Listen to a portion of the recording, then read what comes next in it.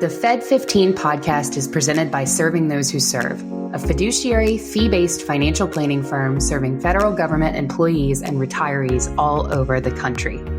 This podcast is for informational purposes only and is not intended to be taken as financial advice. All listeners should consult their personal advisors before taking any action. The opinions expressed by our host are their own and do not reflect the views, policies, or position of Raymond James. Securities are offered through Raymond James Financial Services, Inc., member FINRA SIPC. Investment advisory services are offered through Raymond James Financial Services Advisors, Inc. Serving Those Who Serve is not a registered broker-dealer and is independent of Raymond James Financial Services, Inc. And now, here are your hosts. Dan Sipe serves as a branch manager for Raymond James Financial Services and Serving Those Who Serve, and Katelyn Murray is a financial advisor through Raymond James Financial Services and Director of Advisory Services here at Serving Those Who Serve.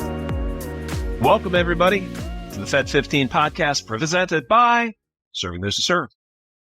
Each week, we discuss the latest news and info the feds need to know in 15 minutes-ish or less. So whether you're a seasoned federal employee or just starting out in your career, Fed15 has got you covered. Just grab your coffee, your energy drink, your green juice, kick back, and we will tell you what you need to know, but just might have missed. We are your host. I'm Dan Sipe, and I am joined by the dazzling and incomparable Katelyn. Ooh, dazzling. I like that one. I feel like I'm not quite festive enough for that one. I've just got my plain black shirt on. Should have shown up in sequins for an adjective like that. You do not need sequins to dazzle. Oh, thank you, Dan. Thank you so much. Awesome. Well, very excited for a new episode this week.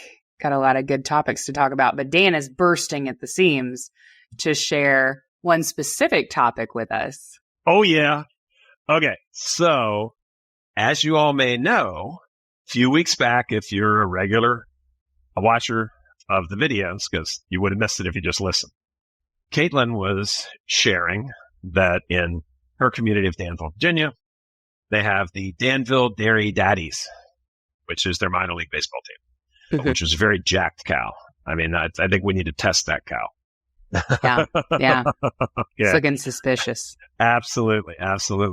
So imagine my glee when I discovered, and I'll take the hit from my own community here, that I am behind the curve knowing about this. But, I reside in Frederick County, Maryland, which I love. It's close enough and far enough out. So we too have a minor league team, and I'm just going to go straight to a screen share on it. Straight to the tape.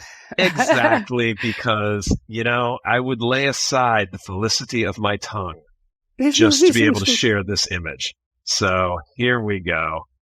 And wow, look at that. Okay.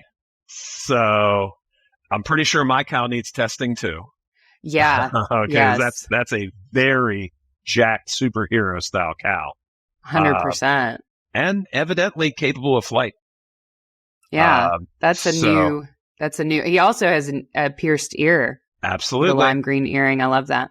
Absolutely. So this is the Frederick Flying Cows, a semi-pro basketball team. So, darn. Yep. I was hoping for a bovine battle royale, a face-off between the Dairy Daddies and what is the name of this? Wow. Flying Cows. Flying Cows? And, okay. Katelyn, wow. What a fantastic phrase you just put together. So so here's what you just described, and I really, really, really want to see it. So it would be a basketball team facing a baseball team. Okay. In hockey gear. In a wrestling ring. Incredible. Okay, so for the face-off and the battle royale, that's too fantastic. I feel like the wrestling ring has to have ice on it, to embrace the nature of the hockey face-off. And here I thought I was going to be smarter about sports because I watched the draft last night. Did you? I surely did. It may have been on at an establishment that I was at, and I had no choice in the matter, but I did watch it. Some of it. I'm sure that wasn't the actual reason. It was just, osmosis. We have a friend who's a big Colts fan, and we went to like a surprise birthday party for a friend. And so the draft was on, and, I maybe osmosised some football into my mind. I made sure to text my brother and let him know. I was like, "Did you watch the draft last night, man?" He was like, "Who are you? What's wrong?" Who are you, and what have you done with my sister? yeah, for sure. What is the ransom you're asking? I'll pay Absolutely. Well, awesome. did you notice that the poor Roger Goodell has the worst job of the night? Constantly booed, man. I think it's just a thing now. It is. That's what I was told, because I was like, wow, why are they booing him? Like, do we not like him? And everybody was like, it's kind of just tradition. And I'm like, that's terrible. Oh, yeah. I don't know if you saw it from the very beginning, but he came out with Eminem. Oh, did he really? Oh, yeah. No, I mean, that's got to count for something. Yeah, that's cool. For cred in Detroit. And they even leaned into it. So Eminem just looks at me and goes, they're going to boo you anyway, right? Amazing. Yep. So it just tells me the commission's a good sport. Yeah, for sure. Awesome. Well, so what do we got up? Yeah, we have some interesting, articles to cover this week, some good information here on TSP, and then also on cash management strategy and risk management as well. Dan's going to cover that a bit later. But getting into TSP, we have a great article on the blog this week on withdrawals and how different withdrawals are taxed. I hosted a webinar for the Serving Those Who Serve community yesterday on special provisions TSP. Ed Zerndorfer and I caught that webinar, actually. You killed it. You did great. Oh, yeah. Thank you. Thank you so much. Yeah, it was, it was a good, I'm a fan. I love that. Very sweet. Yeah, it was a good session. We kind of went over, there's a lot of eccentricities around the TSP specifically for special provisions folks. And so, we were kind of going through some of those. We also have a regular TSP webinar that we'll plug at the end of the show. We'll give you the date for that. That's coming up soon. So, but getting into, the different withdrawals, just to give you a flyover on that. When you are withdrawing from your traditional TSP, okay, the following tax considerations apply in different circumstances. So if we're just pulling out of traditional TSP, if you are 59 and a half or older, you can make qualified withdrawals, which are taxed as ordinary income. So the funds are taxed as income at the time that you make those distributions, because you didn't send them through the tax loop on the way in, right? You made pre-tax contributions, hence traditional.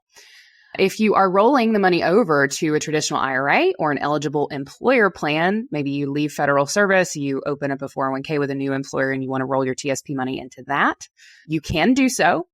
And you can also defer the taxes. That's not a taxable event just to move those funds. Now, if you're taking a non-qualified withdrawal, say you're under 59 and a half, and you need to make a withdrawal from that TSP, you will incur a 10% IRS penalty in addition to income tax on the funds that are pulled out. Now, obviously, things are a little bit different for our uniformed services TSP folks. From a uniformed services TSP, if you made contributions while you were under combat zone pay, then those distributions are not taxable upon withdrawal. But the earnings on those distributions are subject to tax. So if you are uniformed services and you have a uniformed services TSP, this is why we tell folks, if you've got combat zone, periods, do not combine your uniformed services TSP with your regular TSP. We have a lot of folks who maybe, were in the military for a while and then they moved over to become, a civilian Fed. Keep those separate because there are different tax consequences there. And if you throw it all in one pot, then all of it's going to be taxed and you miss that benefit. And we certainly want you to have that benefit because you have earned it. Now, special provisions employees, these were the folks that we had the webinar for yesterday. Certain federal law enforcement officers, customs and border protection officers, federal firefighters, and air traffic controllers can withdraw from the TSP without that 10% early withdrawal penalty that we were talking about earlier if they separate from service at age 50 or later. So essentially what's happening here is, federal law enforcement officers, firefighters, air traffic controllers, you have an earlier minimum retirement age. And to account for that, you can take out of your TSP earlier without that early withdrawal penalty. Now, if you go for a TSP annuity, the taxes on your traditional contributions and earnings are deferred until those annuity payments are dispersed. Of course, if you've got Roth contributions in the annuity, those aren't subject to taxes. And speaking of Roth, you may be listening to this saying, Katelyn, I changed my contributions to Roth years ago, when Roth came out in the TSP, because it was a great thing, and it is a great thing. Awesome job. When you are figuring out a withdrawal strategy from your TSP, obviously contributions that you have made to Roth TSP were made post-tax. So you have already paid tax on those funds.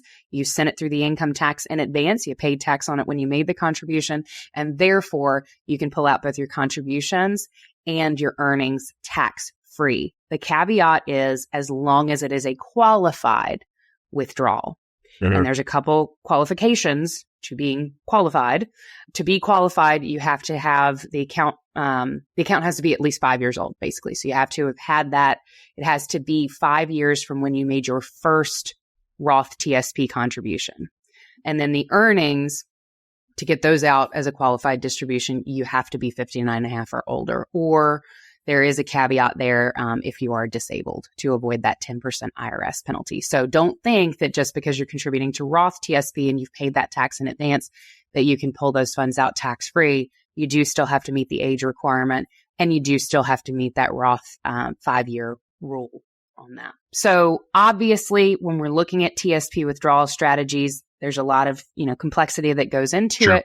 You want to avoid, if you can, total distributions to prevent unnecessary taxes. I can't tell you how many times, folks have said to us, well, I'm thinking of retiring and I'm going to pull everything out of my TSP and, put it in the bank, and then I'll just draw down on it. It's a troubling strategy for a lot of different reasons, not the least of which is incurring taxes, income tax on the entire balance of your TSP, which very realistically could bump you up into a much higher tax bracket. And, another reason that would be problematic is if you're not invested in the market, your long-term growth, the money that you'll be spending in your 80s and 90s is definitely challenged by things like inflation.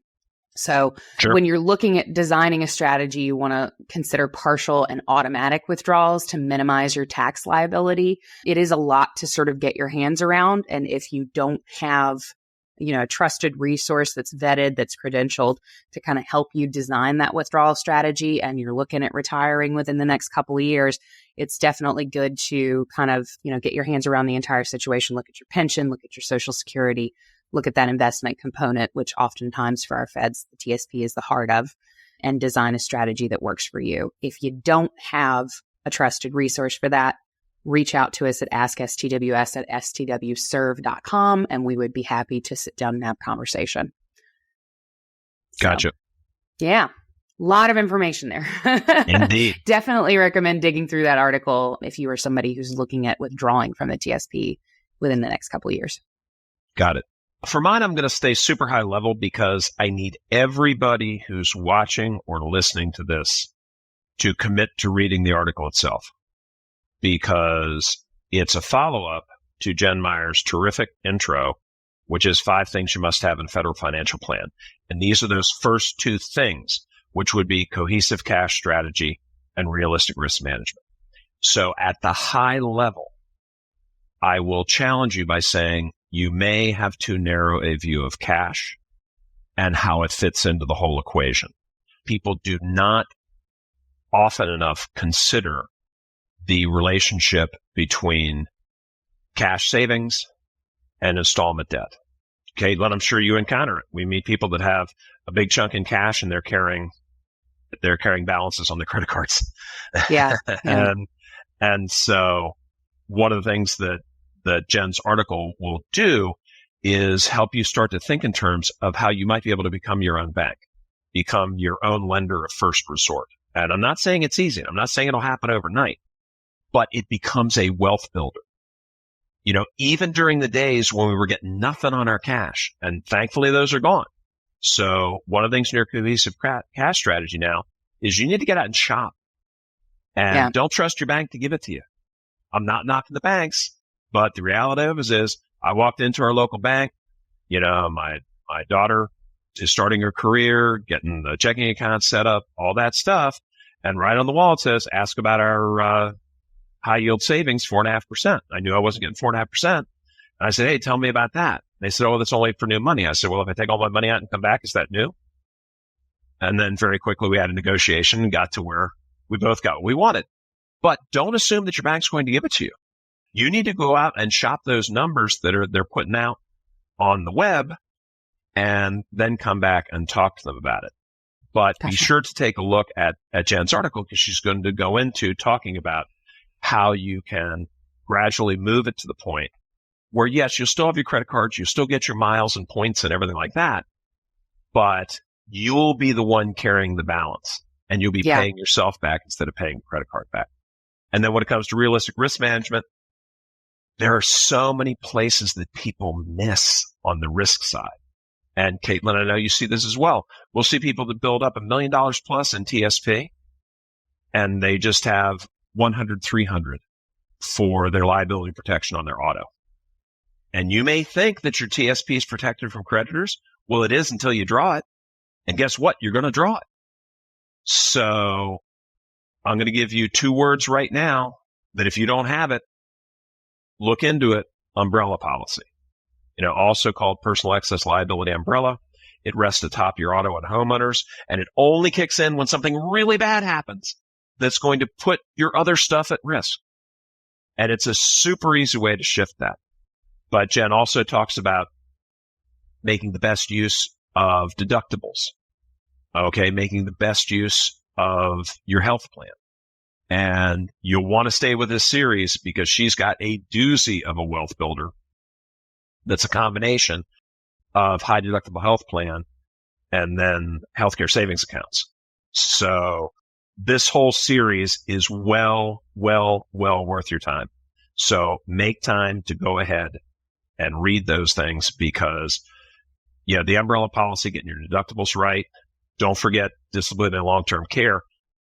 These are the things that we see as professional advisors that people all too often overlook, and it's disastrous when something happens. Nothing can derail a good financial plan faster than a mishap followed by a judgment that goes against you. So hear me now and believe me later. Read the article. Your future self will thank you. Sure. Yeah, definitely. Definitely make your way over to STWServe.com to read that today for sure. I think that is all that we've got on the docket for today, folks. I think we tied it up with a nice little bow. But you know that we will be back next week to bring you all the latest updates that you need to make informed decisions about your career and financial well-being as a Fed.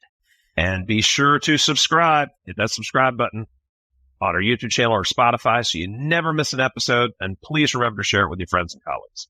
Absolutely. And for more information on the topics covered in today's show and more, and to keep your promise to Dan that you will read that article about cash management and risk management, be sure to check out our blog at blog.stwserve.com. Subscribe to our newsletter there, The Weekly Serving, to get all the latest news from Feds delivered straight to your inbox every week. Maybe, you're not able to join us for a podcast one week.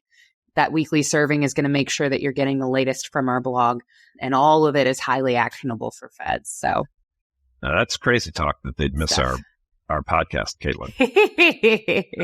I can't even imagine a world where that would happen. Yeah, however, maybe you forget your headphones on a Tuesday. If you want to supplement the fact that you never miss our podcast, check out our live webinars. We've got a couple coming up that are very relevant.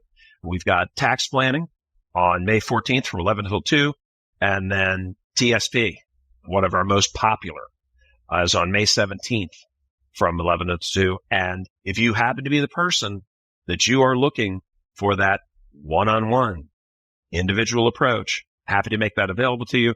Hit us up at ask.stwserve.com, and you can request a one-on-one, and we'll walk you through things. That's who we are. We want to make sure if you're a do-it-yourselfer, we're putting it out there. So if you're an I can do it or help me through it, we're there for you. Absolutely. Well, folks, thank you so much for listening to the Fed15. I am Katelyn Murray. And I'm Dan Sipe. And we will see you next week. Take care.